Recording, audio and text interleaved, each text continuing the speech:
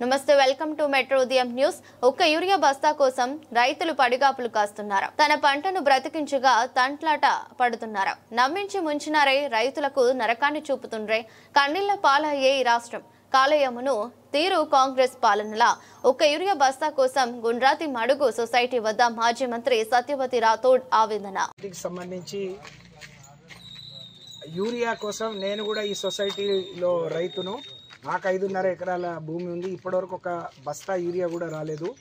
అనేక సార్లు మా ఇంట్లో వాళ్ళని పంపించినా మా అల్లుడు పోయినా ఇయ్యలేని పరిస్థితి ఉంటే స్వయంగా నేనే వెళ్ళి నిజంగా ఇంత కష్టం ఉందా అని చూడటం జరిగింది. ఎంత సిగ్గుచేటు అంటే గడిచిన నెల రోజులుగా రాష్ట్రంలో రైతు వ్యవసాయాన్ని వదిలేసి నాట్లు పెట్టడం వదిలేసి యూరియా కోసం వారాల తరబడి క్యూలో ఉంటున్నారు.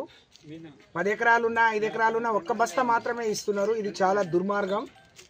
ఈ ప్రభుత్వం మీద యూరియా రైతుల కష్టాలు చూస్తే ఈ ప్రభుత్వం మీద మరి దున్నపోతు మీద వానబడ్డట్టు ఉంది తప్ప ఈ రాష్ట్ర ప్రభుత్వానికి రేవంత్ రెడ్డి గారికి చీమ కుట్టినట్టు లేదు.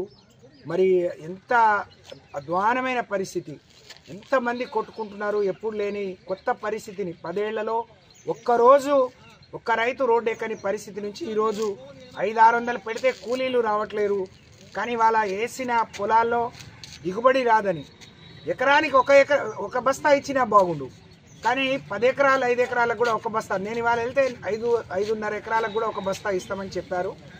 నేను నా కోసం రాలేదు, అందరి కోసం వచ్చినా అని చెప్పినా. అక్కడ చూస్తే పరిస్థితి చాలా దయనీయంగా ఉంది. ఇది చాలా దుర్మార్గం. చాలా